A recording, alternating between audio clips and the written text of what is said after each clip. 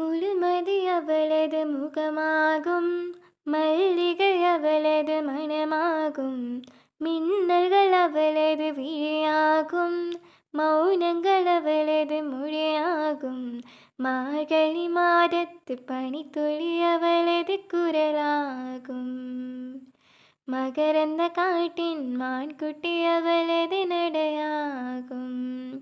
அவளை ஒரு நாள் நான் பார்த்தேன், இதயம் கொடியென வரம் கேட்டேன், அதை கொடுத்தால் உடனே எடுத்தே சென்று விட்டார்.